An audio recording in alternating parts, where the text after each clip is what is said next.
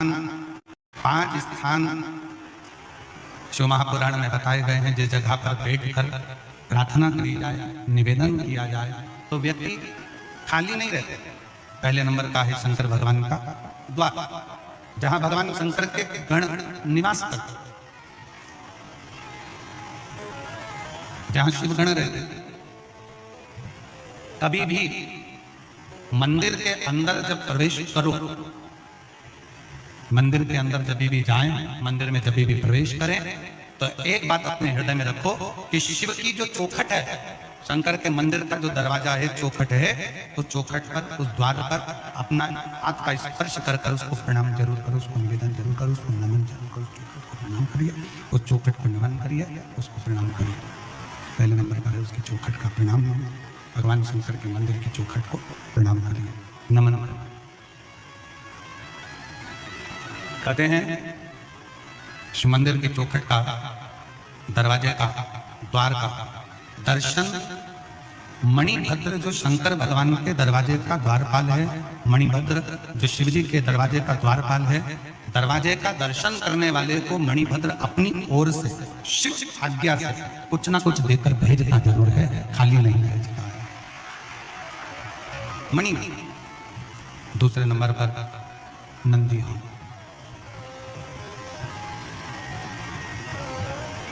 दूसरे नंबर पर है नंदी का हॉल, जहां नंदी विराजमान होता है। शिव जी के मंदिर में जहां नंदी रहता है, नंदी का जो हॉल होता है, जहां नंदी विराजमान है, नंदी बैठा हुआ है, नंदी जिस हॉल में है वो नंदी हॉल, वो नंदी।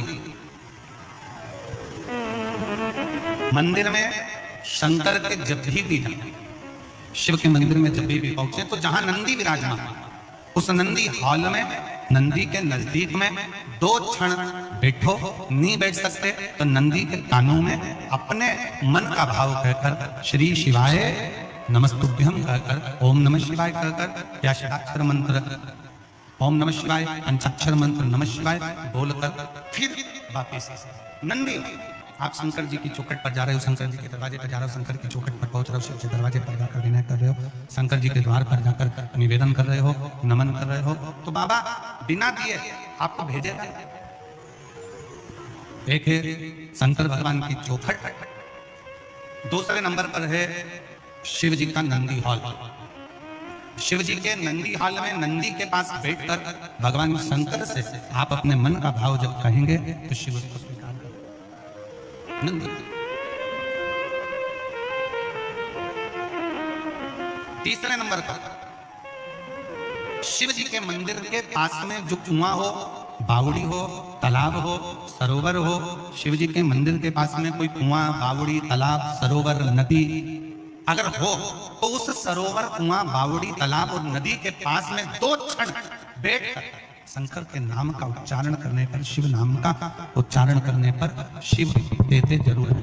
शंकर देने में पीछे हटते नहीं, शिव देते जरूर है। शिव नाम का उच्चारण करने पर शिव देते थे। चौथे नंबर का शिव मंदिर में लगे हुए वृक्ष, पीपल, बड़, आंवला, शमी, बेल, ये शंकर के मंदिर के वो वृक्ष हैं।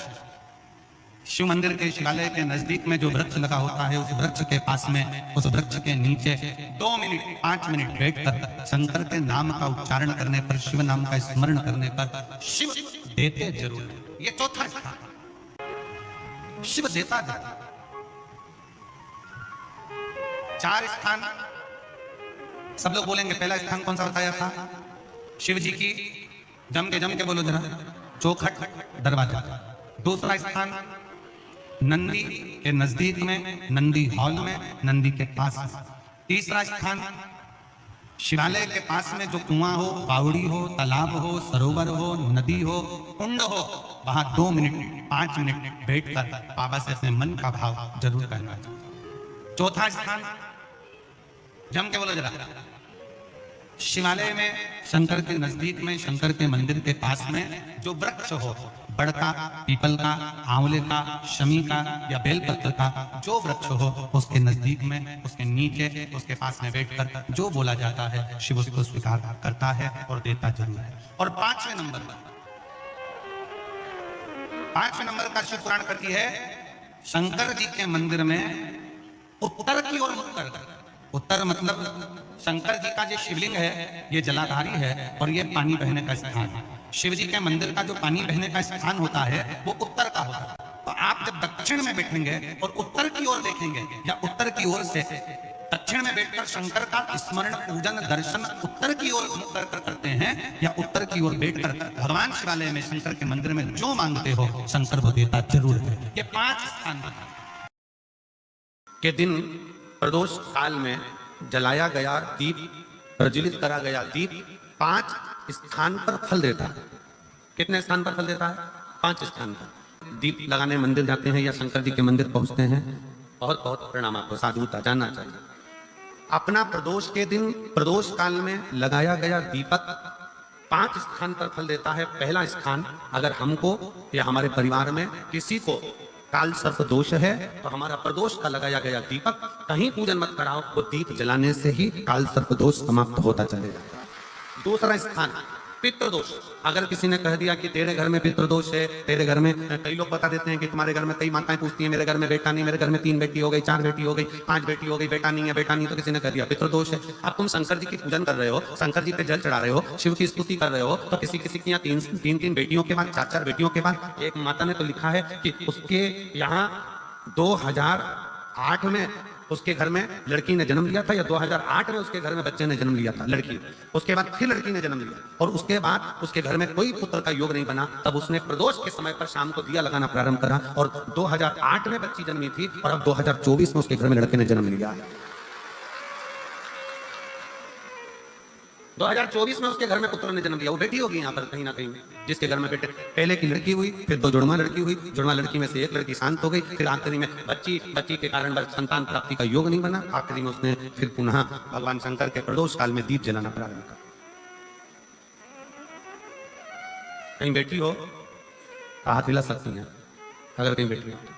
कितना विचित्र कर्म है, जरा विचार करिए ना कि प्रदोष काल का लगाया गया दीपक, प्रदोष के दिन प्रदोष काल का जो दीपदान होता है वो सरल नहीं होता, वो सहज नहीं होता। 5 स्थान की पूर्ति करता है। पहला, जम के बोलो, पहला स्थान किस चीज के लिए? काल सर्पदोष के लिए। दूसरा पितृदोष। कैसा भी तुम्हें कोई पितृदोष बता दे, इतना भी तुमसे कोई कह दे कि तेरे घर में पितृ का दोष है, तेरे घर में ये दोष है, अगर आप प्रदोष के दिन प्रदोष काल में अर्थात सूर्य अस्त के समय के 2:45 तक का जो समय होता है, 2 घंटे के समय का, उसके अंतर्गत अगर आप प्रदोष काल के समय में भगवान शंकर को दीप लगाने के लिए अगर पहुंचे हो तो वो आपको फल देगा ही, पितृदोष का निवारण होगा ही, चाहे तुम कुछ करो चाहे मत करो, और पितृ की शांति करा देगा। दूसरे नंबर पर है पितृदोष। तीसरे नंबर पर है वास्तु दोष। हमारे घर का, अब एक बहुत सावधानी से श्रवण करने वाला विषय है।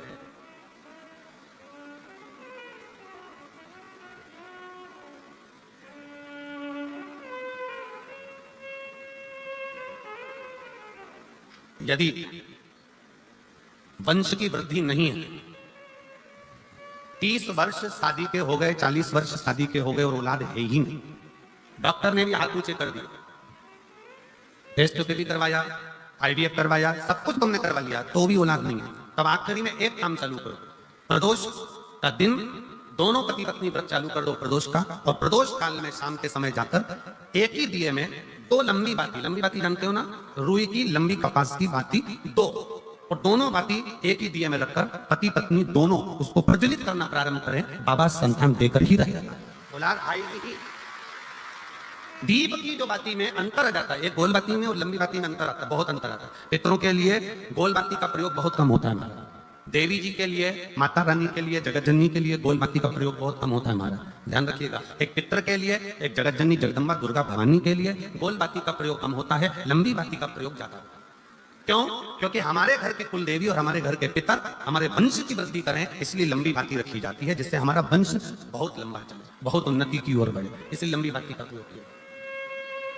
शिव महापुराण की कथा कहती है 5 जगह पर हमारा जलाया गया एक दीप जो प्रदोष के दिन प्रदोष काल में लगाया जाता है, 5 जगह पर भारी पड़ता है। पहले नंबर पर, जम के बोलते जाओ, काल सर्पदोष। दूसरे नंबर पर पितृ दोष। तीसरे नंबर पर घर का वास्तु दोष। हमारे घर में कितना भी वास्तु दोष है, कोई ने कह दिया यहाँ बाथरूम नहीं बनना थी, यहाँ पर शौचालय नहीं बनना था, यहाँ सीढ़ी नहीं बनना थी, वो सीढ़ी वहां बनना थी, ये सीढ़ी वहां बनना थी। तुम पूरा घर तोड़वा के देख लो, उसके बाद में जैसा वास्तु वाले वैसा करा कर देख लो, उसके बाद भी तुमको शांति नहीं मिले तो समझ लेना कि तुम्हारे घर में वास्तु दोष तो तुमने दिखाकर समाप्त कर लिया, फिर भी वो समाप्त नहीं हो रहा, तो प्रदोष काल का लगाया गया प्रदोष के समय का दिया आखिरी में वास्तु दोष को भी समाप्त कर देता है और उसमें भी फल प्रदान करता है।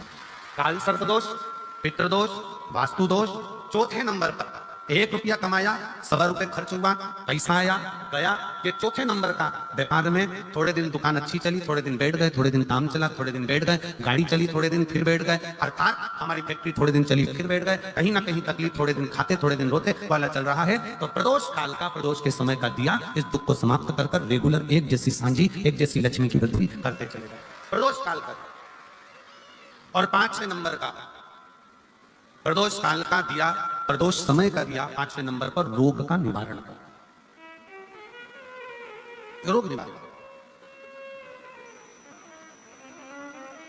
ये 5 स्थान जो बताए गए हैं प्रदोष काल के दिन, प्रदोष के दिन दीप प्रज्वलन के। शिव महापुराण के इस सुंदर स्कंद भाग में, कुमार भाग में यदि आप पढ़ेंगे तो आपको मिलेगा शिव जी पे चढ़े हुए जल का आचमन जो व्यक्ति रोज करता है उसकी वाणी सत्य होना प्रारंभ हो जाता है। शंकर भगवान के बेल वृक्ष की, बेलपत्री का अगर कोई वृक्ष है तुम्हारे घर में, बेलपत्री का यदि कोई पौधा है, बेल वृक्ष है तुम्हारे घर के अंदर, तुम्हारे घर के बाहर कोई बेलपत्री का पौधा है, कोई मंदिर के बाहर बेलपत्री का पौधा है या बेलपत्री का वृक्ष है, कोई व्यक्ति यदि दुनिया के लोगों ने कह दिया कि तुम्हारी प्रॉपर्टी का ये केस चल रहा है, जमीन का ये केस चल रहा है और ये निपट नहीं रहा, तुम्हारे प्लाट पर, तुम्हारी जमीन पर, तुम्हारी दौलत पर, किसी चीज पर किसी ने अपना हक जता दिया, कोई केस चल रहा है, कानूनी कार्रवाई चल रही है, अगर वो व्यक्ति प्रतिदिन बेलपत्री के वृक्ष के नीचे जाकर एक लोटे में थोड़ा सा जल लेकर 3 बार उस जल को थोड़ा थोड़ा कर कर छोड़े और उसी बेलपत्री के नीचे की मिट्टी को अपने मस्तक पर चंदन की तरह लगाना प्रारंभ करे, 1.5 से 2 महीना कर कर देख ले, उसका केस धीरे धीरे सुलझना प्रारंभ होता है, उससे विजय प्राप्त होना। बेलपत्री के वृक्ष की साधना करा करो,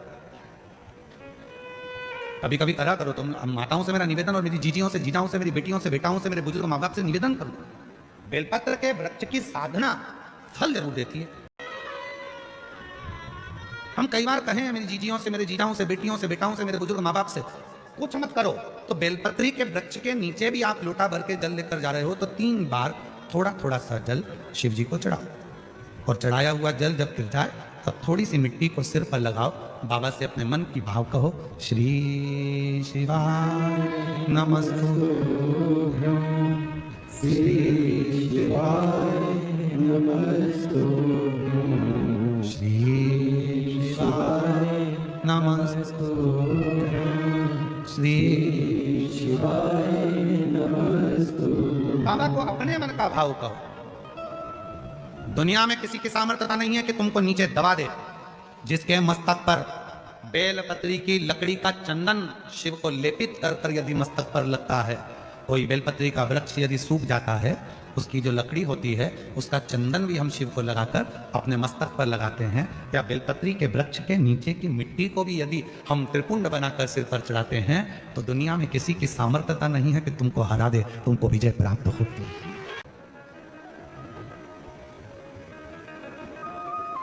और इतना मालूम होने के बाद भी अगर लोग भटक रहे हैं, कोई कह रहे वहां चले जाओ वहां से ये काम हो जाएगा, कोई कह दिया वहां चले जाओ वहां से कोई ये काम हो जाएगा, आडंबर में मत फंसो, ढोंग प्रपंच में मत फंसो। दुनिया में किसी की हिम्मत नहीं है, किसी की सामर्थ्यता नहीं है कि तुम्हारे दुख को काट दे। तुम्हारा दुख तुम खुद काटोगे, कोई नहीं काट सकता। अपनी मेहनत अपने को करना है, अपना परिश्रम अपने को करना है, अपना दुख अपने को काटना है। हमने पहले भी कथा में कहा, अपने को खांसी आई अपने को खांसना है, अपने को छींक आई अपने को छींकना है। किसी की सामर्थ्यता नहीं है कि कोई दुख काट दे, खुद काटोगे।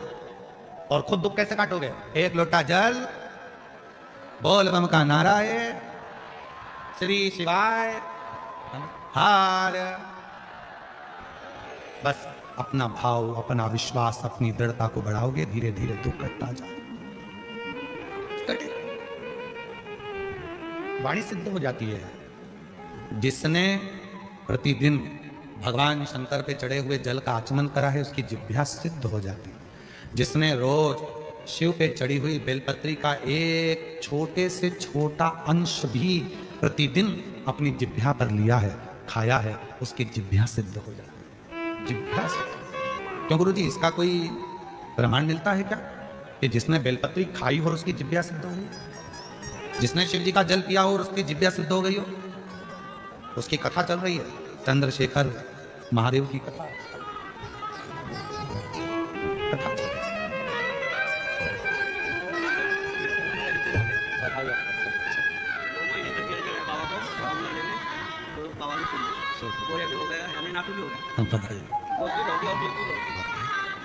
बाबा जी कह रहे हैं मेरे बेटे का जॉब सरकारी नहीं लग रहा था, पुणे की कोर्ट में स्टेनोग्राफर के पद पर नियुक्त हो गया। बाबा ने जेब भी भर दी और मेरी बहू की गोद खाली थी, वो गोद भी भर दी। बाबा ने शिव पर चढ़े हुए जल पीने से जिह्वा सिद्ध हो जाती है। हमें सिद्ध करने का कोई मंत्र नहीं आता, हमें कोई साधना नहीं आती, हमें कोई व्रत नहीं आता, हमें कोई तप नहीं आता। लोग कहते हैं इस मंत्र को सिद्ध कर लो, लोग कहते हैं रुद्राक्ष को सिद्ध कर लो, लोग कहते हैं इसको सिद्ध कर लो, लोग कहते हैं उसको सिद्ध कर लो। हम कहते हैं कुछ मत करो, शिव जी पे चढ़े हुए जल को पीना प्रारंभ करो। रोज शंकर जी पे चढ़े हुए थोड़ा सा जल आचमन करना प्रारंभ कर दो। प्रतिदिन एक दिन भी खाली नहीं जाना चाहिए। एक ना एक दिन तुम्हारी जिह्वा सिद्ध हो जाएगी। तुम जिससे जो कहोगे वो अपने आप काम होना प्रारंभ हो जाएगा। जिह्वा मेरा तो ही तो बंदर है जिसे हर दर्द कहता है। मेरा तो ही तो हमदर्द है जिसे हर दर्द कहता हूँ। जिह्वा सिद्ध हो। रोज प्रतिदिन का नियम करो कि मुझे बेलपत्र अपने मुख में एक अंश मतलब जरा सा, जरूरी नहीं कि पूरा पत्ता खाओगे। हम तो कहते हैं कि बिल्कुल एक छोटी सी बिंदी होती है ना, उस बिंदी के बराबर भी जरा सी बेलपत्र भी अगर शंकर की चढ़ी हुई तुम्हारे मुख में जा रही है, समझ लेना तुम्हारी जिह्वा एक दिन इतनी सिद्ध हो जाएगी कि तुम किसी को कुछ कहोगे और वो बात पक्की हो जाएगी। उसकी सिद्धता शंभु शंभु शंभु वो सिद्ध हो कीजिए। कोई बीमारी आ गई है, नहीं जा रही है, शिव जी पे जब जल चढ़ाओ तो थोड़ा सा तरीका चेंज करो। बीमारी बड़ी है, कट नहीं रही, तकलीफ ज्यादा हो रही है, ये डंडी वाला जो भाग है बेलपत्री का, ये शिवलिंग पर रखो तो इस डंडी वाले भाग को अशोक सुंदरी की ओर मुख रखो। आपको मालूम है ना अशोक सुंदरी का स्थान, जहां से जल बहता है उसके बीच में जो मोटी सी लाइन रहती है वो अशोक सुंदरी। तो जब आप बेलपत्री रखे हैं तो वो बेलपत्री शिवलिंग के ऊपर ये डंडी वाला भाग अशोक सुंदरी की ओर जाता है। और फिर आप जल चढ़ाइए और जल चढ़ाएं तो ये कामना कर कर चढ़ाएं कि बाबा मेरा ये रोग है या ये बीमारी है या ये तकलीफ है, आपको काटना है। कुंदकेश्वर महादेव का नाम लेकर। कौन से महादेव? दो महादेव का नाम अपने जीवन पर हमेशा याद रखो, एक कुंदकेश्वर और एक अवधूतेश्वर। कौन से? अवधूतेश्वर।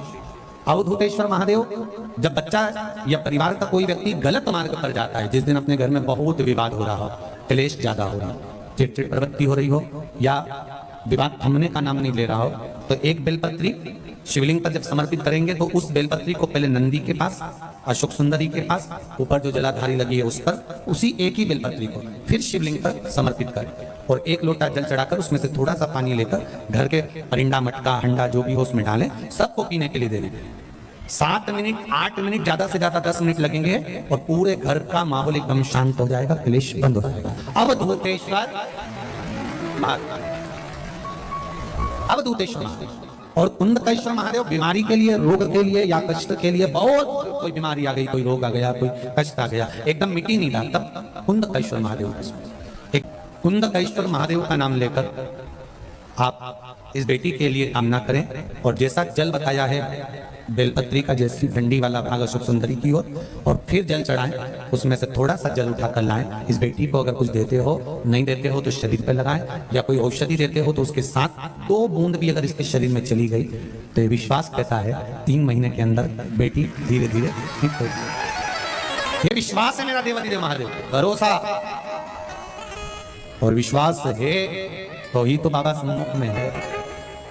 विश्वास अकाल मृत्यु को मरे जो काम करे चंडाल, कर काल उसका क्या बिगाड़े जो भक्त हो महा काल का। शिव का ऊपर विश्वास रखा, भरोसा निश्चित दृढ़ भाव में है, तो फिर वो टूटने नहीं देगा, निश्चित। दो नाम याद रख लीजिए, एक जम के बोलो जरा, कुंदकेश्वर महादेव, और दूसरा अवधूतेश्वर महादेव। ये दो नाम का स्मरण थोड़ा रखिएगा। मान लो अचानक आपको लग रहा है कि आज गाड़ी का एक्सीडेंट होने का योग है, या ऐसा लग रहा है कि शरीर ठीक नहीं लग रहा, छाती में दर्द हो रहा है, कहीं कोई बड़ी बीमारी ना आ जाए, जांच भी कराने जा रहे हो, आप 50 जांच कराने जाओ, कुंदकेश्वर महादेव का नाम लेकर कराना, कोई बड़ी बीमारी सामने नहीं आएगी।